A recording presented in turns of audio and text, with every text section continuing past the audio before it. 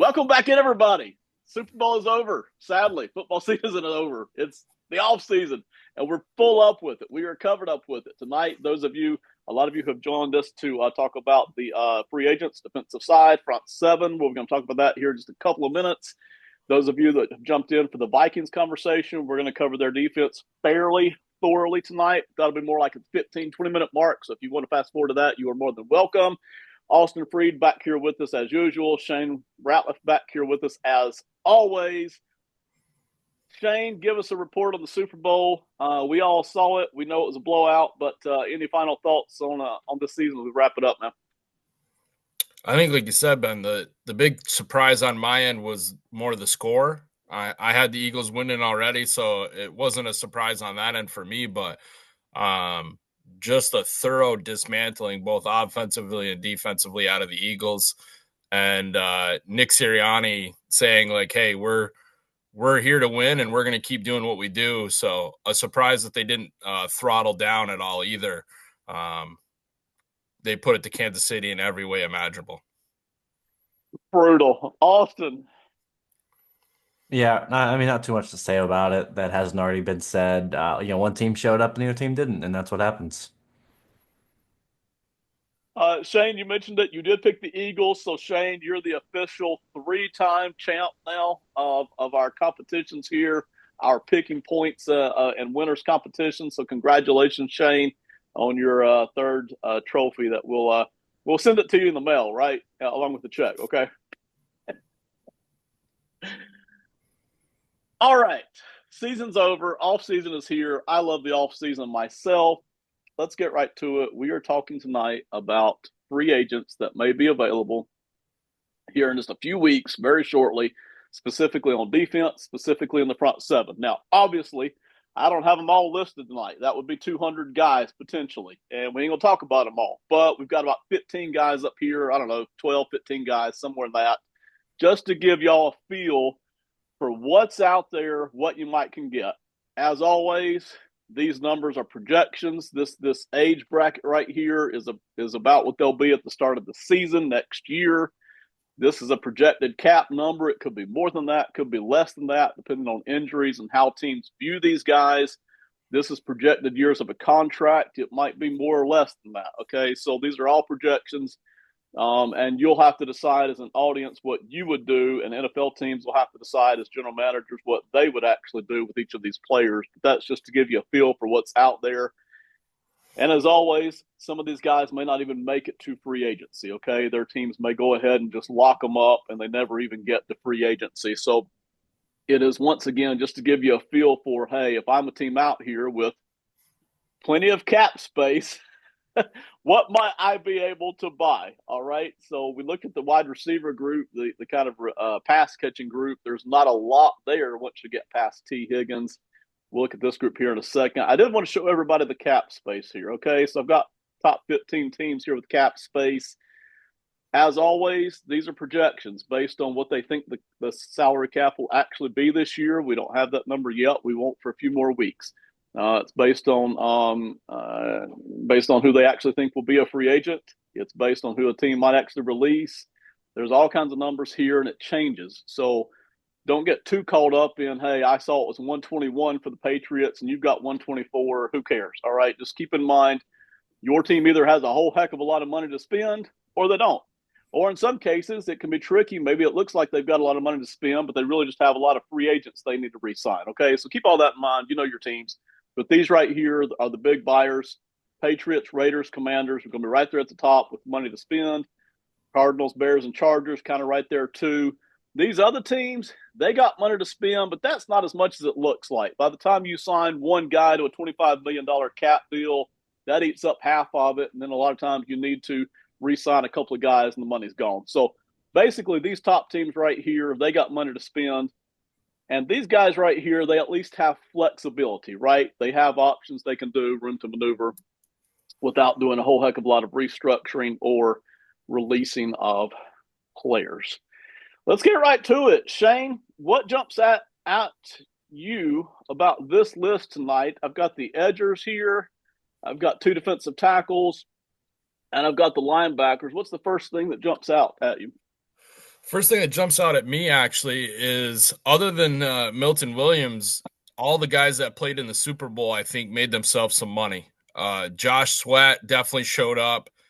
Nick Bolton for a defense. Other than him, I mean, if unfortunately for him, he's the one that had to hunt Saquon Barkley down. But every single time there was a tackle, I felt like it was Nick Bolton basically being the one that made that tackle. Zach Bond gets the interception, had an outstanding year again this year. So I think those guys are the ones that really jump out to me. The other ones that's jump out, Chase Young. I think it's the guys that are starting to get up there in age and have Yeah. some injury history. Like Khalil Mack, when he's at his best, I think he deserves, exactly what we're talking about money wise. But uh, not an outstanding year this year on a growing Chargers defense. So do they make the money to have to deal with that, or do they go Mm-hmm. look for somebody else? Like you said, they're on the upper like middle ground for cap space if you're looking as a Charger right now. I think this is a good year if you're an edge rusher because I think the draft is other than Abdul Carter. I think a lot of these guys are a lot more either interior defensive lineman rich or the edge rushers all have one dimension that keeps them away from being, a top end edge rusher. Either they're too small, not quite as fast as you want, or they're more of a combo DTDN type guy. So I think this is a draft year where if you're an interior guy, you can make some money.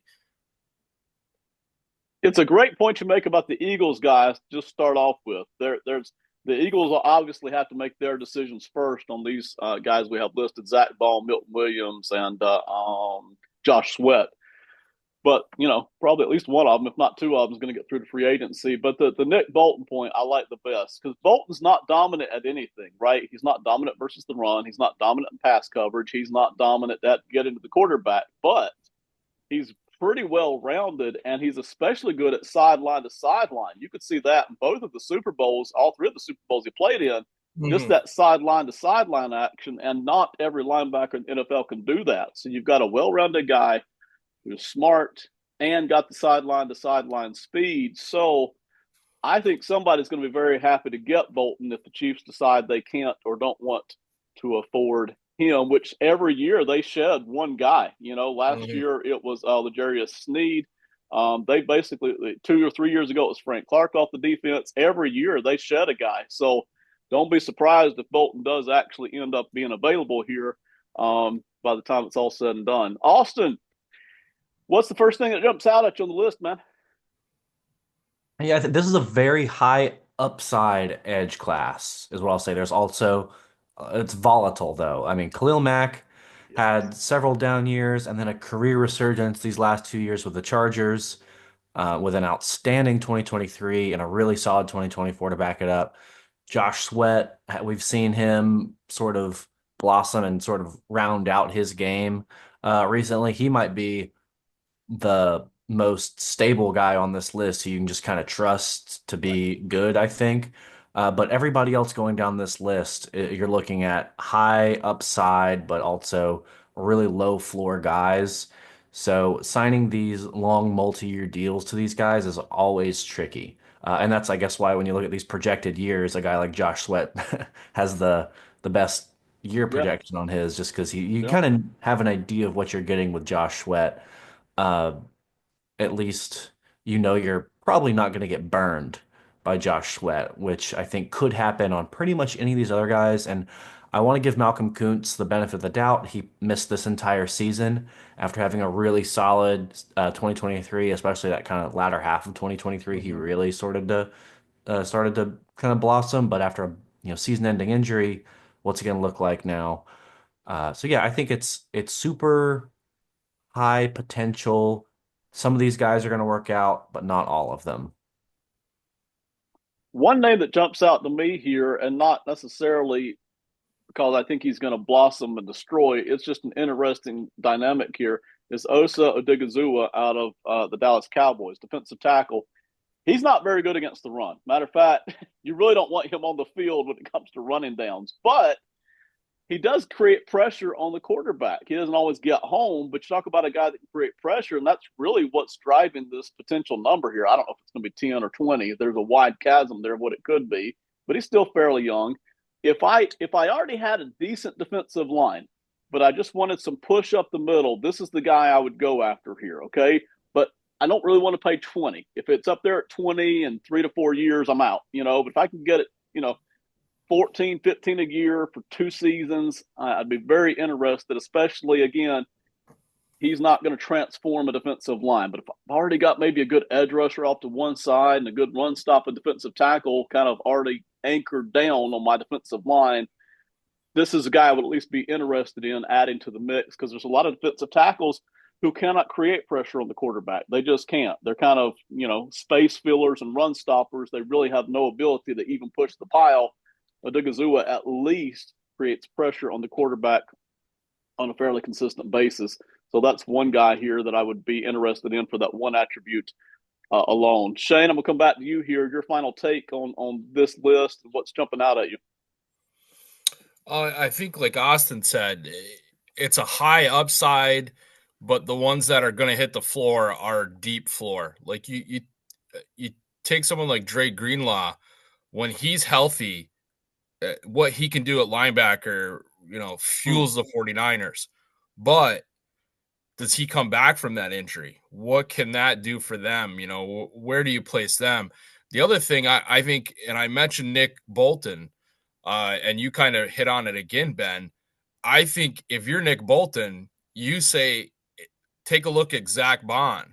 When you gave him the opportunity to then be the number one linebacker in a defense that allows him to do what he can do best, he's flourished. And now you don't think of Philly's defense without him being in a major role there. Yeah. Bolton does the same exact thing as Vaughn.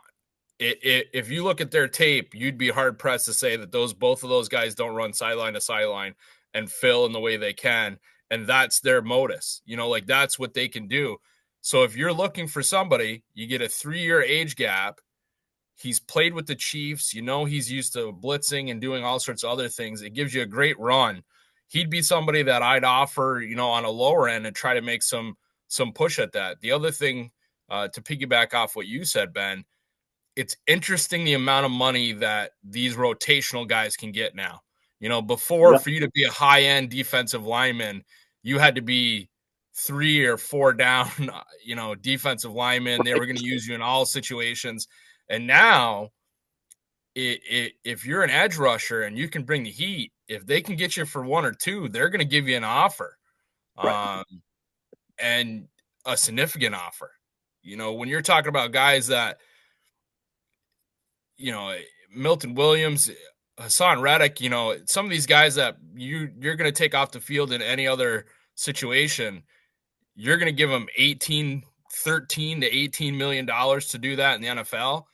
I mean, it took Aaron Donald a while, and he was the best defensive lineman to make that. You think about what this league has become on those rounds and what they're willing to spend. I think that's why you look at somebody in the draft like Abdul Carter.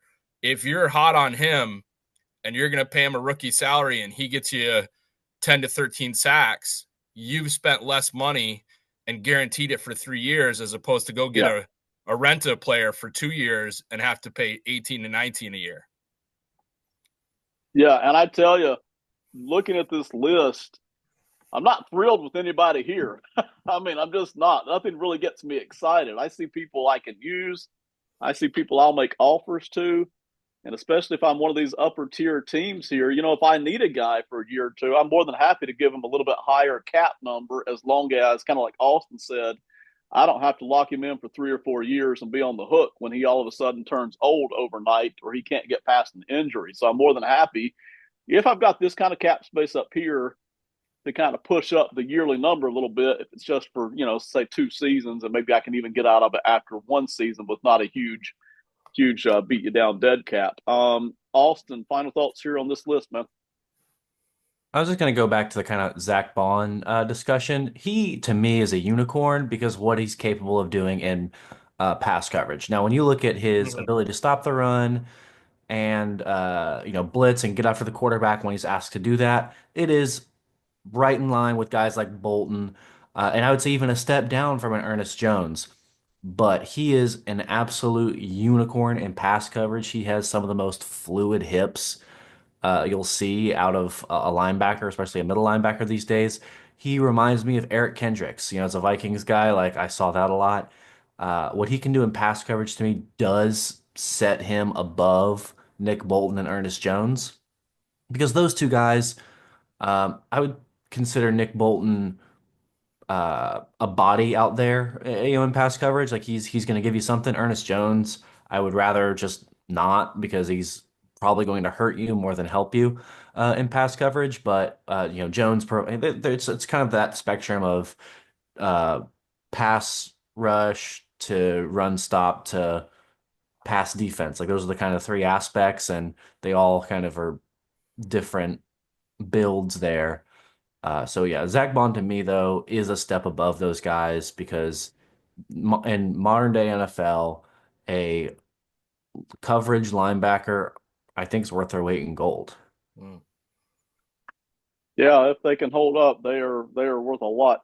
My final take here on this list is who's not on it. I'm sure people in our audience are going to go, well, okay, you've given us the tip of the iceberg here. Who else is available? Well, in terms of actual high end performance, which both of you have mentioned here, it drops off fast. Okay.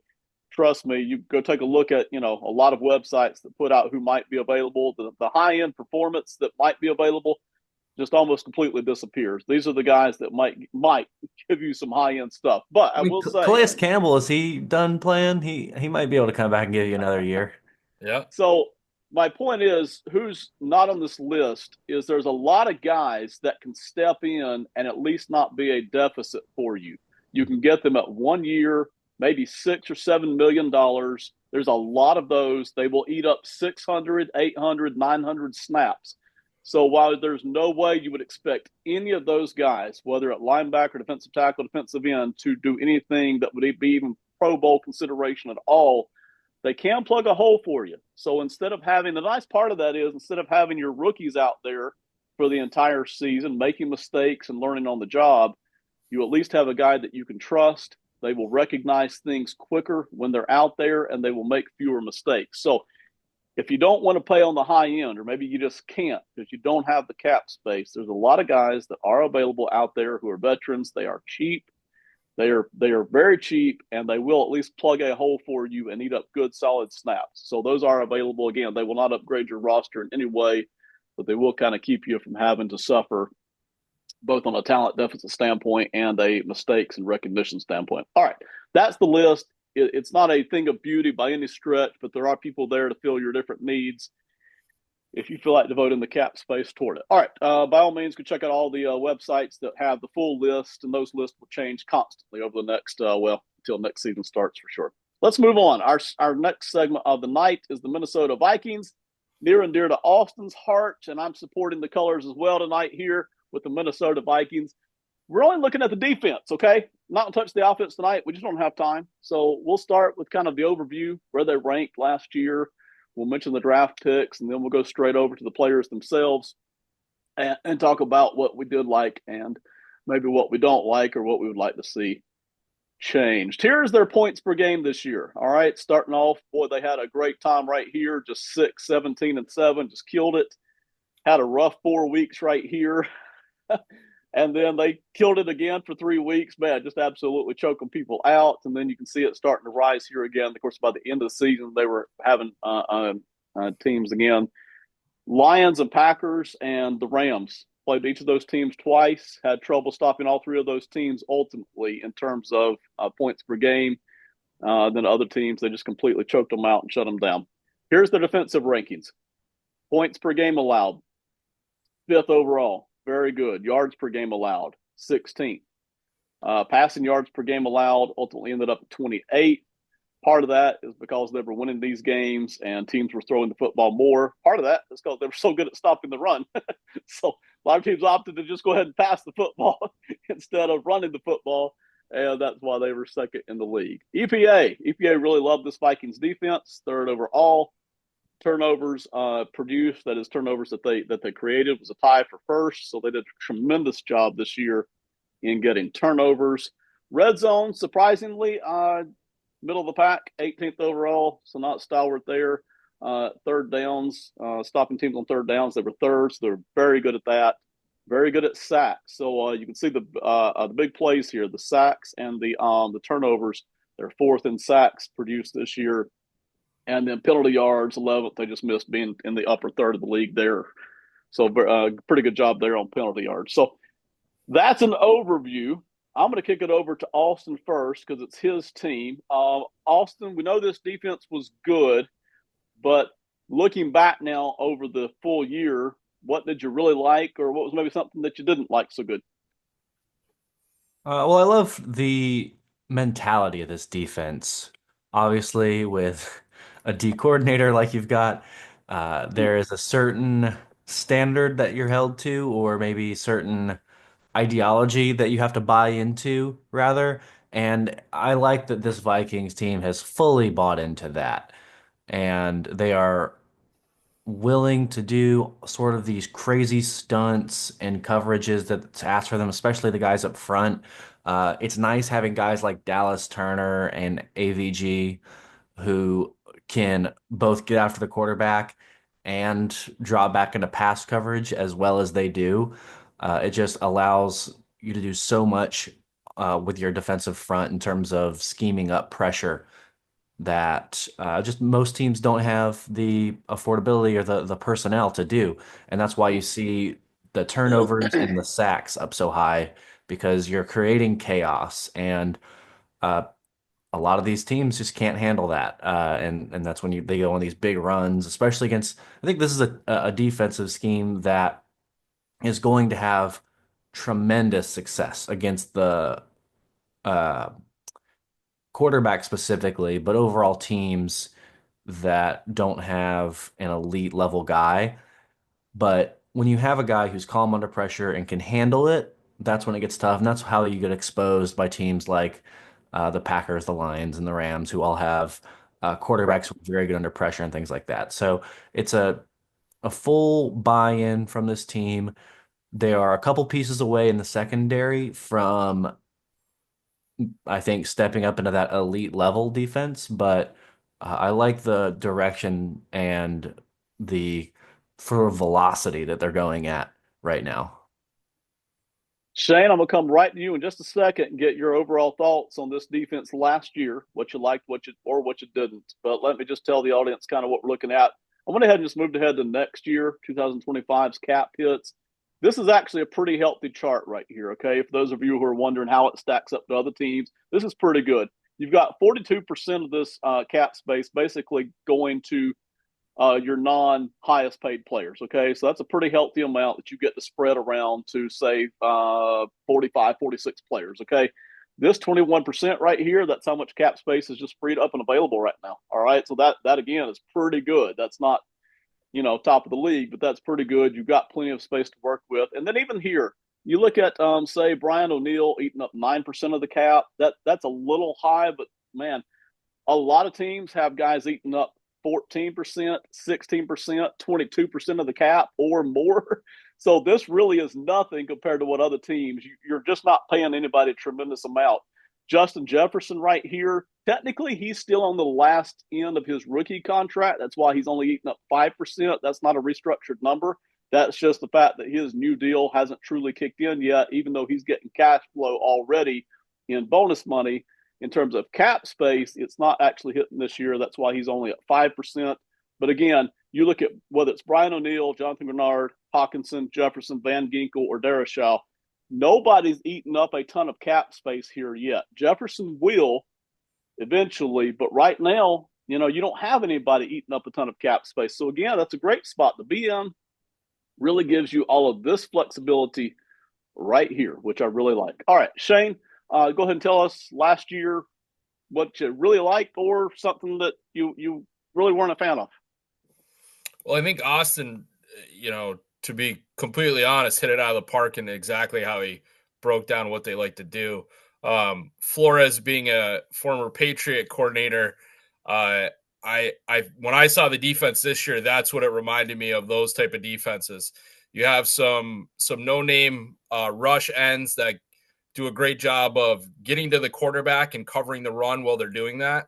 And I think that's what Minnesota does better. I think they do it better than anybody else in the league right now. Just putting pressure on and then attacking the run off of that pressure, where you always make it so that the quarterback has to make that decision. As Austin said, you're going to get beat by some high-end quarterbacks because they're going to outthink you one step faster because they've seen this more than your defense has, but you're not going to get a ton of rookie quarterbacks or quarterbacks that aren't great at making those split-second decisions that beat this defense. And that's why their turnover number exploded this year, because they were baiting people right into those decisions. I think Austin's point about the defensive backfield, I think it needs a little bit more speed. It's gotten older over the last couple of years to where they maybe don't make those type of mistakes that they did in years past. But if you could get a young safety, especially out of the draft this year, there's a couple of guys I know Austin has mentioned before. And I think as it goes down, there's going to be some guys that really pop up in that third, even in the late first round, if you have a guy that jumps at you where you can make some moves for the Vikings. I mean, other than that, the one that surprises me is when you look at some of the ones where they're maybe middle of the ground, lower in those defensive rankings.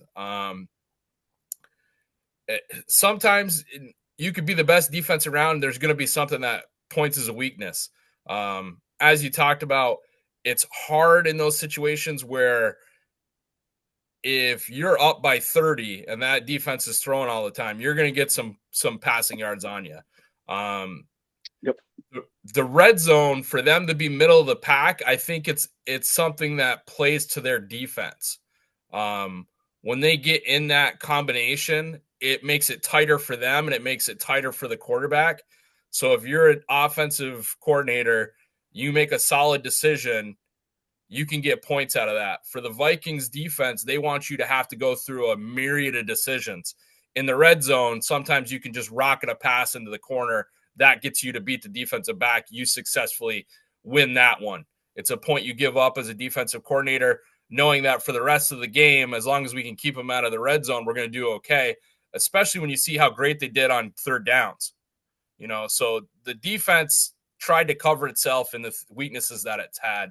I think, like you said, with the cap space, this is a team that can make moves. You've got a head coach. You got to make a decision on some offensive things, of course, one big decision. But you have a defense that's ready to play. You have guys that are locked in.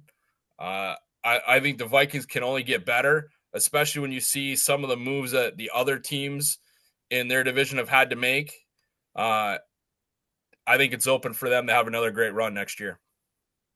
The Vikings remind me of the Cowboys from a year or two ago, not in roster personnel at all, but in the fact that they can just beat you down and destroy you at times. But then if you've kind of got the keys to the defense, then all of a sudden an offense can really start to put on some points, and the game script completely changes at that point. And we did see that this year with this Vikings defense. Let's talk about the actual personnel. Okay, I've got them all over here. These are the top contributors from last year, basically. Don't worry too much about the grades, but I'll explain it real quick. C-level, that's guys that start a lot. You can kind of count on them contributing something. They're usually not a deficit. They're usually just there, okay? They're contributing something. Maybe they're good at some things, not at other. Anybody who's a B-level guy, that's a guy that's giving you an advantage in most weeks, okay? Probably going to get some Pro Bowl consideration at that point, but even if not, they at least give you some kind of an advantage in a lot of weeks and in a lot of matchups. If they're D-level, does not mean they're bad. I've got 3 guys here on D-level. That just means they were more rotational guys. So they got 300, 400 snaps. They just really haven't found a way to work their way onto the field for the full 800 to 1,200 snaps. They are more 1 down, 2 down guys. So that really is what we're looking at there. Y'all have already mentioned it, the secondary, both of you, and I agree. So if we're heading into this off season, it's not a bad secondary, but you mentioned the speed, and then I just think talent overall. These are the guys here. We've got Harrison Smith, Josh Metellus, Cam Bynum at safety. All 3 of these guys played a lot last year. They were all over All three of them over 1,000 snaps. They played three safeties on the field the vast 85, 90% majority of the time was how they played. Only two linebackers on the field. And then the cornerbacks did not have as many snaps. They were down lower. They really played with about two cornerbacks in a lot of these situations. So Stephon Gilmore, Byron Murphy, Shaquille Griffin. Um, I would like to see more talent. It's there in the draft. I don't know if they'll go that route in the draft, but I would like to see them make at least one pick, first, second round. They don't have the second round pick. Maybe in the first round, if the guy they want is there, I would love to see them invest in that. If not, I'm also looking down here at defensive tackle.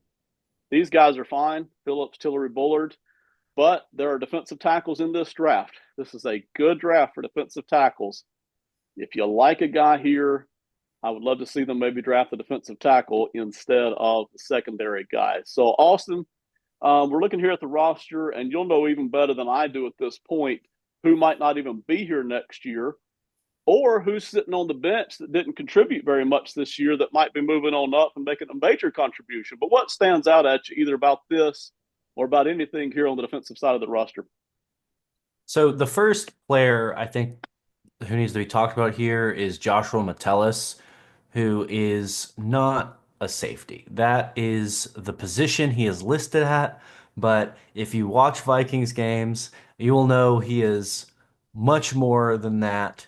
And he's by no means elite, but he is one of the most flexible defensive players in the National Football League. If you look at his kind of snaps, he lines up on the D line.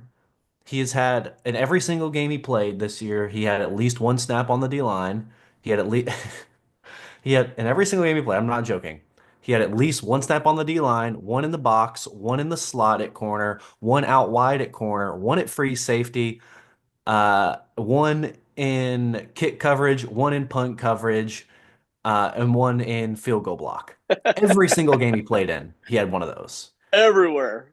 And there were games where he was in other, positions as well. But like that is that whole list was every single game. He think he played in 17 games this year. Like I think all 17 games and did I don't know what's that at that name 8 positions he played at least one snap every single game. He is one of those Brian Flores specialties.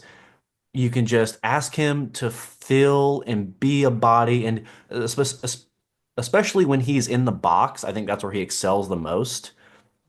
But you can throw him in the slot. He will survive out wide. Obviously, you don't want him out there all the time, but he can survive anywhere and he will thrive pretty well inside the box. So he's a super important piece that you can not necessarily build around, but he's the guy who's going to be your plug for whatever hole the rest of your roster leaves. And I think that's one of the ultimate weapons for a defensive mastermind like Brian Flores to have.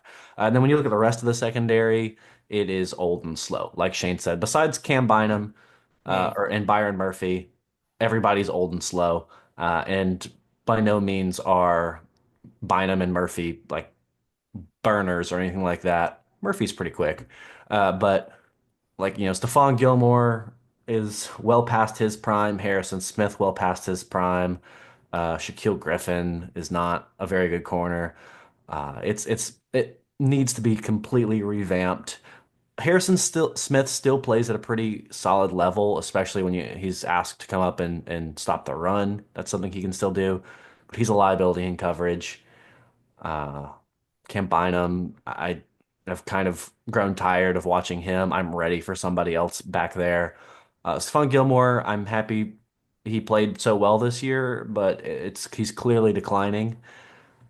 He still very clearly has the brain for it, but his sort of athleticism is starting to fail him at this point, and he gets beat just because of that every once in a while. So that is where my number one concern is. If I am the GM, I am looking for replacements in that secondary. Quick note for the audience here. Next week, we're actually going to switch over to the secondary in free agency. We're going to talk about who might be available in free agency. So, Austin, with all of that in mind, knowing over here, the Vikings only have a first and a third, no second, no fourth. So it's very limited what they're going to be able to do in the draft. Even if they pull off a trade, it's still tight. You're not going to be able to hit everything. So also next week, I'll be asking you when we look at the free agents in the secondary, is there a guy who might the Vikings be interested in, considering that they've got a little bit of cap space to work with? When you talked about Josh Metellus, you know what name it brought to mind that you and I have talked about within the past 2 or 3 weeks, Austin? Who? Ben Zobrist. Oh, yes. Yeah. Yeah, The he guy is who's, the Ben yes, Zobrist of, everywhere. yeah, Yes.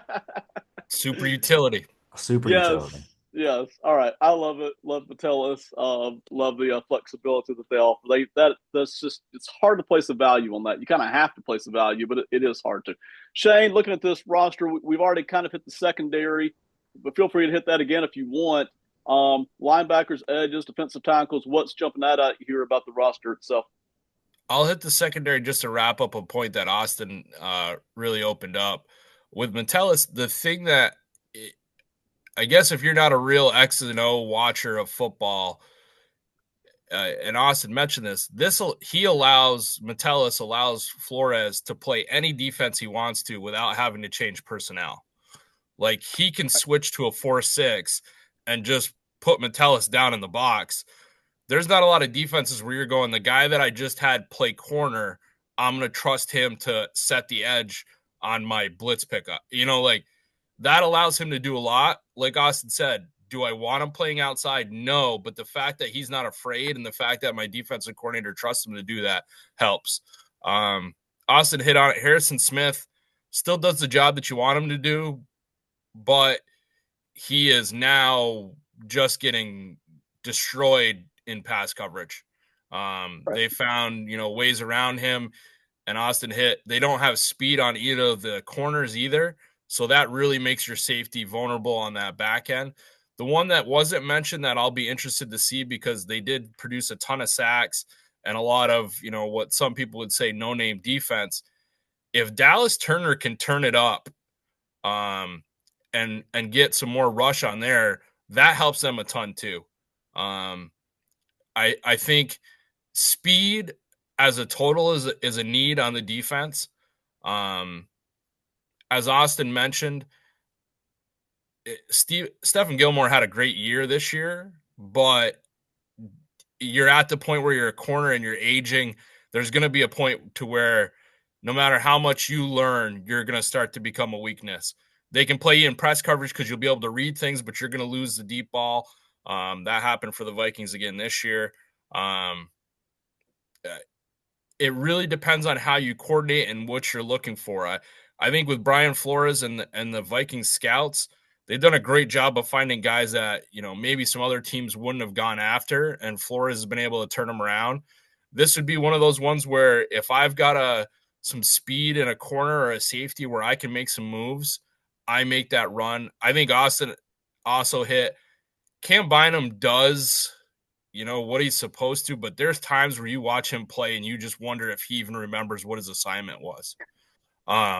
And like his athletic ability sometimes will let him get back into a play, but the games against Detroit is where this really came up. You can see Amon-Ra St. Brown just put him in a blender. And I mean, he's a great wide receiver, but Cam Bynum had no idea what he was doing, and it left just open to Amon-Ra St. Brown, and that's also where they hit Sam Laporta on the tight end on 2 touchdowns.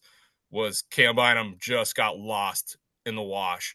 So, like I said, I don't know if that's just not understanding where you are in the scheme, or if you think that you can do something that you can't, where you're like, my athletic ability is going to let me catch this guy down the field, and you forget that everybody in the NFL was the most athletic guy on their college team too. Right. Right. Exactly. All right. Listen, that's excellent coverage on Metellus, on Bynum. Really love that. That's really good. And then on Dallas Turner as well. I'm sure that's the one guy on the Vikings defense that the Vikings can look at and go, I hope he steps it up next year, because that would really do a lot for us out of just him age-wise. Austin, go ahead and jump in, man. He was 21 the entire season. He is athletically the best athlete on the defense, and I don't think it's particularly close.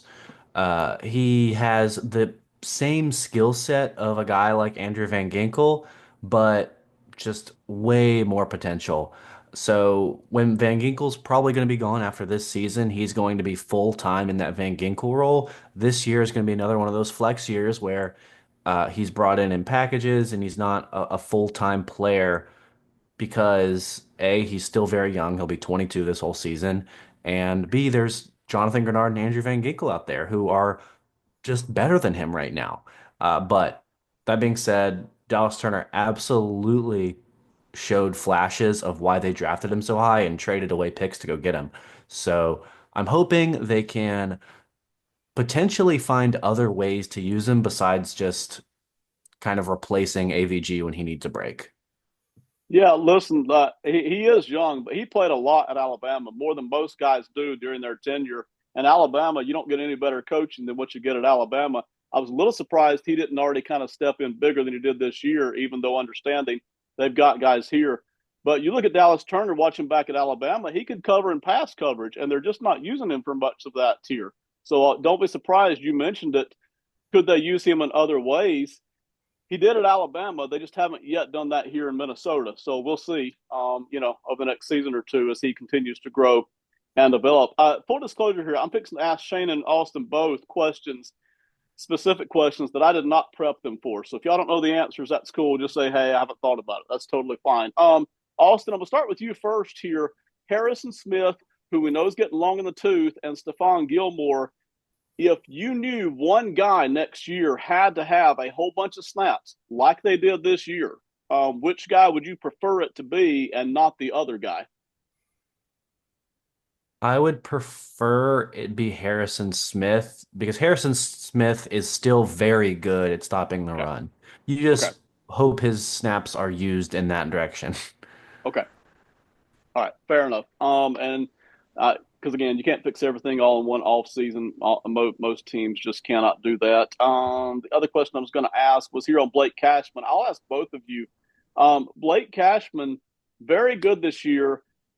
I want to know how talented he is because usually when I hear about middle linebackers, everybody tells me about how important they are for communication and how smart they are, and they lead the team with tackles and blah blah blah.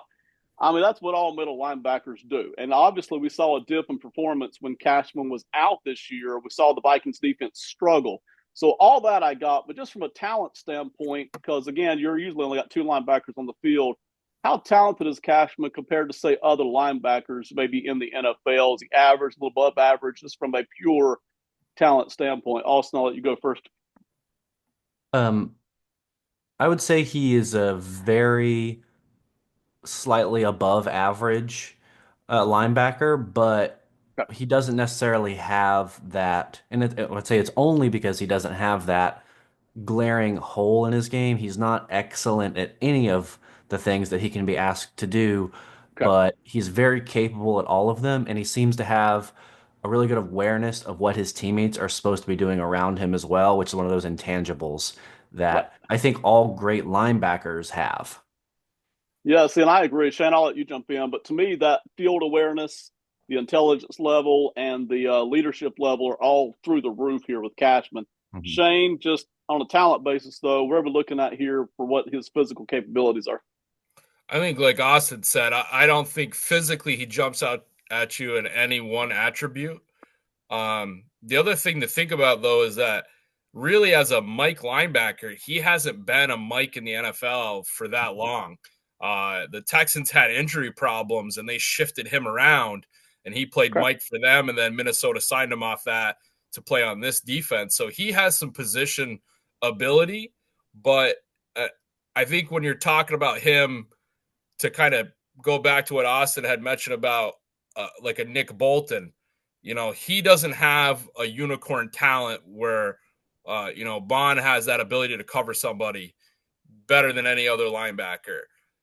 Cashman does what he's asked of. I think that's what gets lost a lot of times when you talk about a defense like the Vikings. Like, you can get away with having players that just do their job. Mhm. Right. And as long as you do that well, we're going to funnel it to where people who can make plays are going to do those things. Um, I think Cashman, intelligence wise, and what he does for them, he plays well. But I mean, if you just had a pot of money and a ton of draft picks, yes, you'd be looking for a linebacker that can run a little bit better. You're looking for somebody with a little bit more size. Like, he doesn't hit any of those, flash linebacker attributes that you'd be looking for. Right. Okay. Excellent work on Cashman, on Bynum there, on Metellus. That's excellent. On Dallas Turner. Very good detail on all of that. Next week, we're going to come back to the Vikings. Okay. I mentioned the defensive back free agents we're going to cover. Next week, we're going to come back and have a mock draft with the Vikings. It will be short because they only have a first and a third round pick. We may even do a fifth round pick just to kind of add on a little bit here, but for sure we'll do first and third rounds. Me and Shane will be the voices in the room. We'll make kind of our pitch for what we think we would like to see happen there. But Austin will be the GM next week. He will make the final decisions on what he would like to see the Vikings do as those situations actually present themselves, right? So he'll give us a little bit of direction on what he wants. We'll put in our opinions, and he'll make the final decisions. That's all coming up next week. So stay with us. All right, that's it. Thank you all for the Vikings coverage. We are going to get to our final 60 seconds now. While we do that, this is our network. This is who we're associated with and affiliated with. Quite a number of shows. These are all podcasts here, so go check them out on Apple and Spotify. They cover the NFL for the most part, but Tricky Takes does baseball as well, and because CONCACAF does a ton of soccer. So please go check out all of that. Shane, give us your final 60 seconds. Well, as you hit in the very beginning, Ben, the end of the football season has happened. So now it becomes draft central and you start counting down till the days. But also, I'm sure knowing both you and Austin, the sweet sound of a baseball hitting a catcher's mitt has already arrived. So for me, I do love Major League Baseball. But this time of year, I love the start of the season for college baseball. You get an opportunity to see up and coming talent. Plus, in the beginning of the year, you will see teams that you may not have had on the radar that go into an LSU and have a great season. A Northern team that comes down that has a great run. Teams like UConn, some of these other teams that are based up north that have to make the move because they're obviously not going to be playing on their field anytime soon. But college baseball, it's one of those ones. It's up and coming. It's getting a ton more coverage now with the ESPN Plus and the other regional broadcasts. But I love college baseball when it hits the time for the College World Series. But this time right here gets you back in the groove of things. And you guys are in a hotbed area, North Carolina and South Carolina. I think some good things out of Clemson baseball if you're a South Carolina person. And also, Coastal Carolina is always up there. So, I mean, you got some interesting spots out of there. And just welcome back baseball. Love the baseball. That's right up Austin's alley. Austin, give us your final 60 seconds, man. Well, I want to take some time. Shout out college softball as well, not just college baseball. The gals are just as much fun to watch, if not more fun to watch in college. The sport of fast pitch softball is awesome, and it has all the action, if not more, that baseball has. Those girls are so talented. So, if you've never watched college softball before, you might think I am being a little exaggerative here, but I'm not. Tune into a game. I don't think you will be disappointed. Um, but yeah, I think now that football season's over, it's a great time as sports fans or as football fans to kind of sit back and let other sports kind of take the show. You've got, Luka being traded to the Lakers. The basketball's sort of going crazy right now. And as Shane said, baseball's starting up. So I think one of the most important things as a sports fan is to be a sports fan and not just a fan of a sport. So go out, try something new, turn on a game of a team you've never seen before, learn about college softball or I mean, if you want to get into any other like tennis, season or whatever, like be a fan of sports, not just a fan of a single sport. Austin, I appreciate it. Shane, I appreciate it. Everybody watching, thank you so much. Check us out. We've got off-season content all during this off-season. Thank you very much. Have a great one. We'll see you next time. Goodbye.